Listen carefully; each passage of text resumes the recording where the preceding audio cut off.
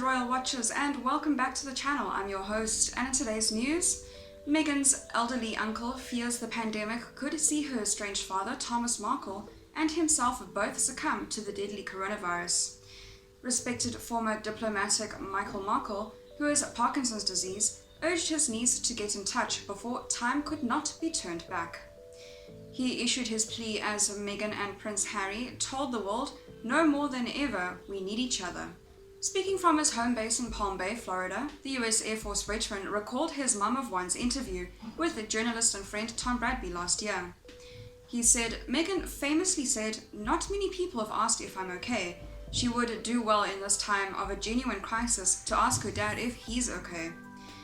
People of my age and Tom's are dying due to the virus. There's nothing wrong with being courteous. It's about time she should try and mend any differences she has with family before it's too late. I think that she should be in touch with her dad. Tom should be speaking with his daughter and newest grandson."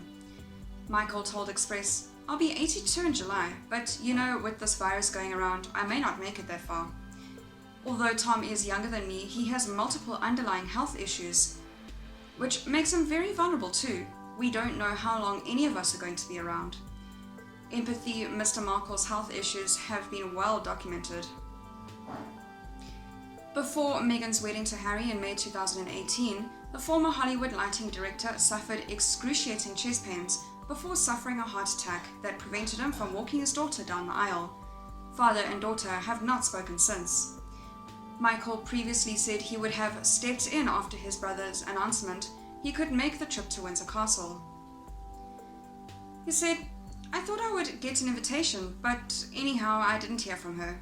Ironically, the Duke and Duchess took to their Sussex Royal Instagram account to ask their 11.3 million followers to show empathy and kindness as the pandemic takes hold of the US, where more than 150 people have died. They wrote, "These are uncertain times, and now more than ever we need each other. We need each other for truth, for support, and to feel less alone during a time that can honestly feel quite scary. There are so many around the world who need support right now, who are working tirelessly to respond to the crisis behind the scenes, on the front line, or at home. Our willingness as a people to step up in the face of what we are all experiencing with COVID-19 is awe-inspiring. This moment is as true a testament there is to the human spirit. We often speak of compassion. All our lives are in some way affected by this, uniting each of us globally. How we approach each other and our companies with empathy and kindness is indisputably important right now. Over the coming weeks, this will be our guiding principle." Michael said he hoped Meghan would practice what she preached towards her own family. Thomas is understood to be self-isolating at his home in Rosarito, Mexico, concerned by reports the government there is failing to take coronavirus crisis seriously, risking a major eruption just as the rest of the world takes drastic steps to recover.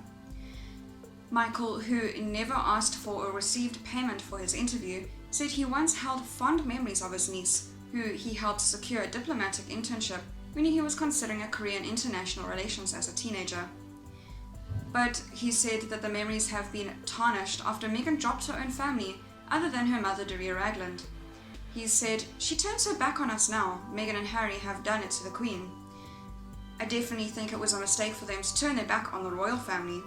For Harry to give up so much, he will one day regret his decision, especially as he has lost his close ties with the military. We are both veterans. I think once you're in military, you cherish those days.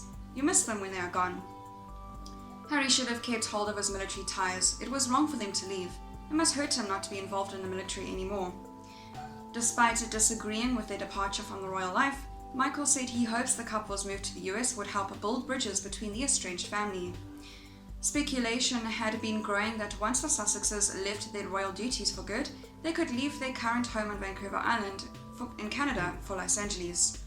The California city is well known to Meghan, who was born and raised there. Michael added, "Meghan knows Los Angeles well, as does Tom. It's only a drive from his home in Mexico, one that he makes often. Hopefully the short distance between them will make Meghan think again, and the two will reunite. I know Tom wants that more than anything." That's all for today's news. Thank you very much for listening, and I'll see you next video.